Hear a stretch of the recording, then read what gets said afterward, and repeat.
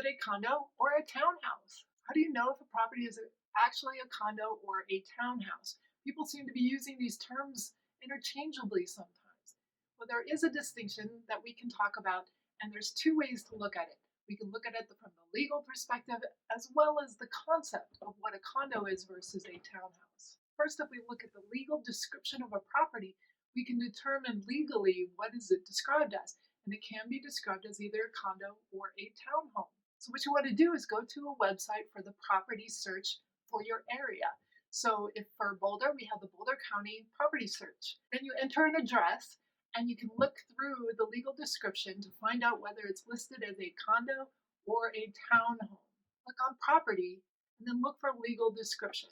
And this particular one is listed as a condo. Sometimes the legal description doesn't have anything that's really identifiable as condo versus townhome. So you can scroll down and look for listings of improvements and see if they have it listed there, condo versus townhome. Now, if we look at the concept of condo versus townhouse, condos typically have units one above the other, like an apartment complex where you have multiple units and you'll have people next to you on either side, you have people above you, below you, and those are typically condos where you're only responsible for your interior of your unit.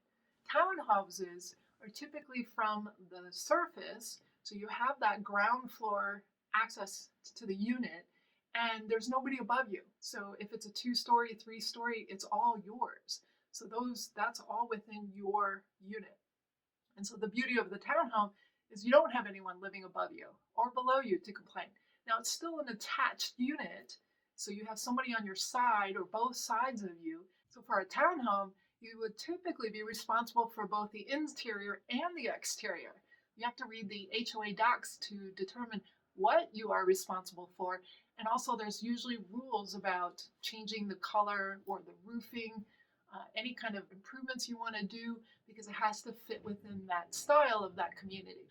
Or the HOA may cover some of it because it's a roof that's shared across all the units. That might be a shared expense through an HOA fee, and the HOA is responsible for maintaining that.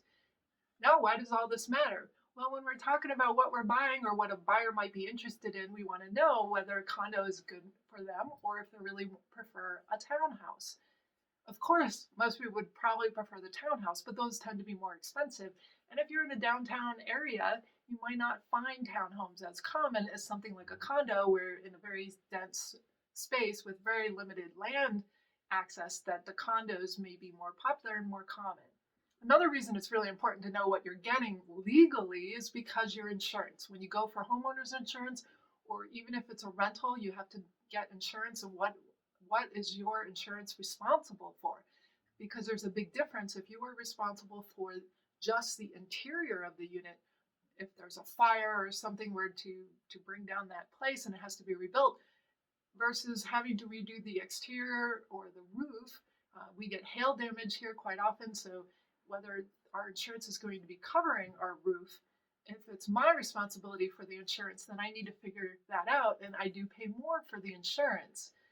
Now, of course, if the HOA is covering the roof and maybe some of the exterior, then your HOA fee is probably higher to be able to account for that over time, whatever it may need to be maintained and updated.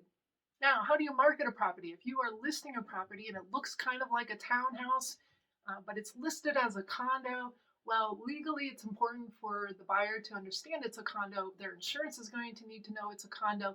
Now, if it kind of feels like a townhouse because maybe you do have a driveway, maybe you do have a patio that's attached, and so you're a ground floor unit, you got 2 stories, but there's still somebody living above you.